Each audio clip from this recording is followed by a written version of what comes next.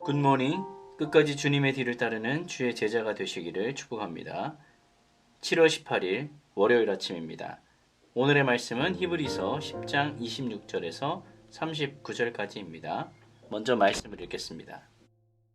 우리가 진리를 아는 지식을 받은 후 짐짓 죄를 범한즉 다시 속죄하는 제사가 없고 오직 무서운 마음으로 심판을 기다리는 것과 대적하는 자를 태울 맹렬한 불만 있으리라. 모세의 법을 폐한 자도 두세 증인으로 말미암아 불쌍히 여김을 받지 못하고 죽었거든. 하물며 하나님의 아들을 짓밟고 자기를 거룩하게 한 언약의 피를 부정한 것으로 여기고 은혜의 성령을 욕되게 하는 자가 당연히 받을 형벌은 얼마나 더 무겁겠느냐. 너희는 생각하라.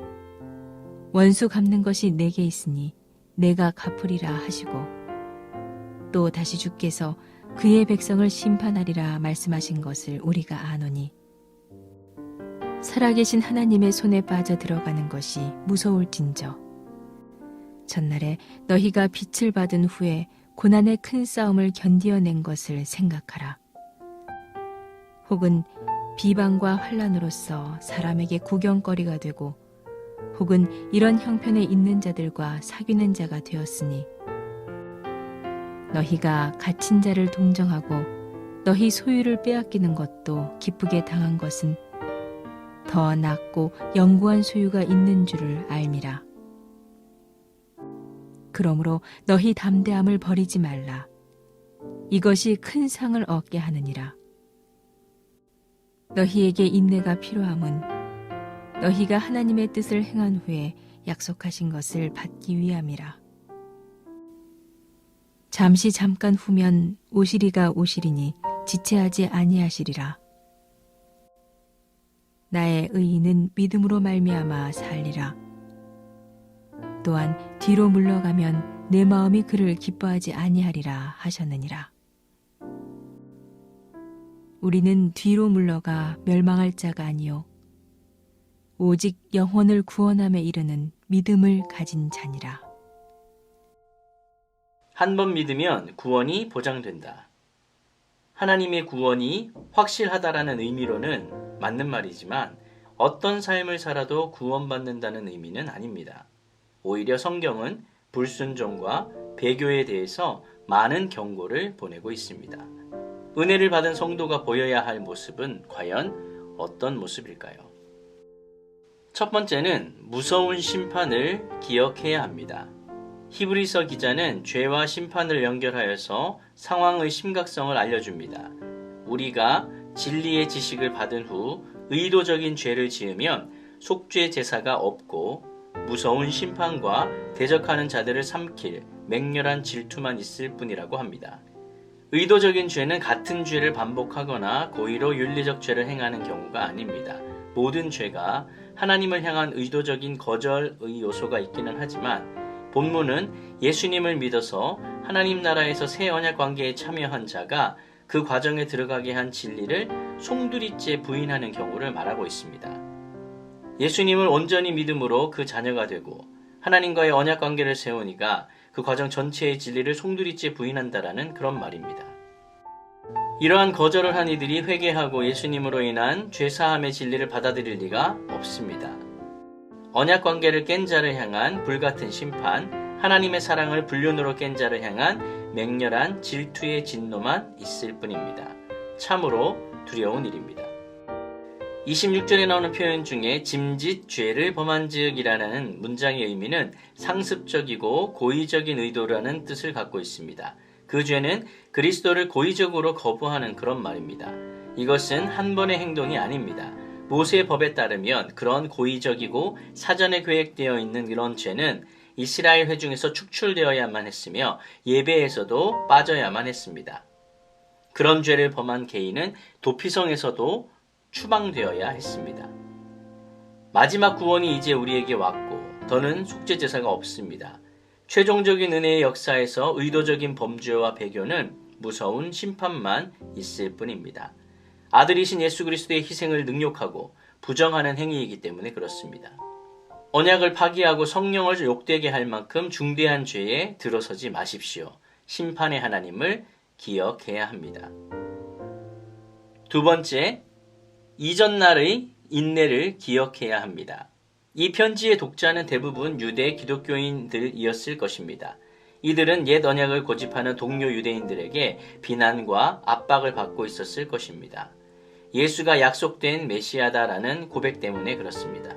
앞선 권면은 배교를 경고하는 것이지만 다른 한편으로는 그들이 믿고 고백한 것이 틀리지 않다라는 확증입니다. 믿음에서 돌아서지 말아라. 그것이 진리이기 때문이다라는 것이죠. 히브리서 기자는 이 확증을 바탕으로 독자에게 고난 상황을 인내하라고 요청하고 있습니다. 먼저 지금의 그들이 맞닥뜨린 상황이 전혀 새로운 것이 아니라는 사실을 인식시켜줍니다. 이 편지의 독자들은 빛을 받은 후 곧 예수로 인해 구원 과정에 참여한 이후에 고난에도 불구하고 믿음의 싸움을 지속해 왔습니다. 32절입니다. 전날에 너희가 빛을 받은 후에 고난의 큰 싸움을 견디어낸 것을 생각하라. 공적으로 비방과 어려움을 당했고 그렇게 당하는 사람들과 서로 교제하기도 했습니다. 믿음 때문에 갇힌 자들과 고통을 함께했고 장차 더 낮고 오래 지속되는 소유를 얻을 것을 알기에 이 땅에서의 소유를 빼앗기는 것을 기쁨으로 받아들였습니다. 과거 그들은 믿음으로 잘 견디고 있었다라는 말입니다. 그러나 현재는 거짓 교훈의 영향으로 인내의 근간이 되는 진리가 흔들리고 있기에 그들이 버티는 동력도 약해지고 있었던 것 같습니다. 이에 저자가 이 32절에서 기억하라라는 명령으로 독자의 과거 인내 상황들을 상기시켜주면서 현재를 버티라고 권면하고 있는 것이죠.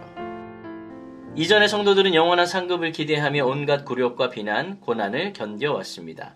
옥에 갇힌 형제를 돌아보며 소유를 빼앗기는 것도 기꺼이 감수해 왔습니다. 성도들의 지치고 인내의 한계에 달한 지금의 상황을 이해합니다. 하지만 여기서 멈출 수는 없습니다.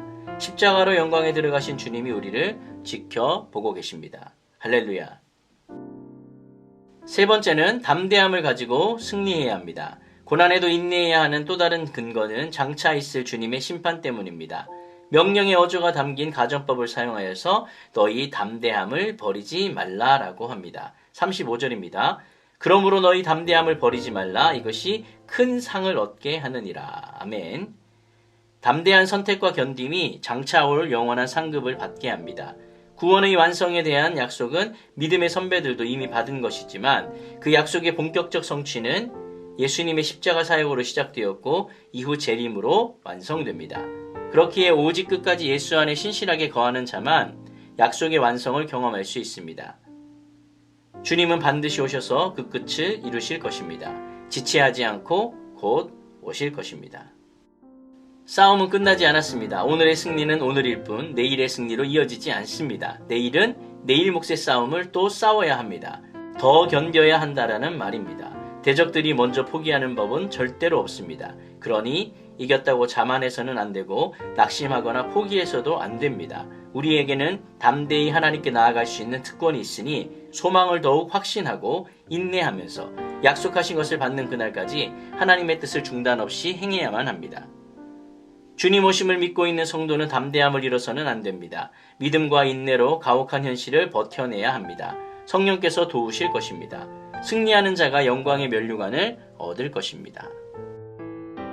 말씀을 정리하겠습니다.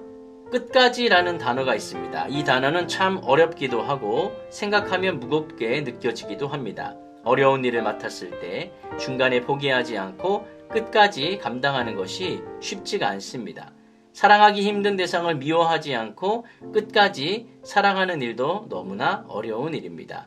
예수님께서는 당신의 십자가 사역을 끝까지 완성하셨습니다. 또한 우리를 사랑하시되 끝까지 사랑하셨습니다. 이제 우리에게 주어진 것은 이 끝까지 우리에게 주어진 일을 감당하는 것입니다.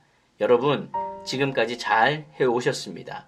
고지가 멀지 않았습니다. 흔들리지 말고 뒤로 물러서지도 말고 믿음으로 나아갑시다. 고난 중에 인내하면서 더욱 타인에게 선을 베풀면서 오실 주님을 고대하면서 마지막 힘을 냅시다. 소망과 믿음을 포기하지 않는다면 주님은 우리를 버리지 않으실 것입니다. 끝까지 주님 가신 그 길을 걷는 저와 여러분이 되시기를 예수님의 이름으로 축원드립니다. 아멘.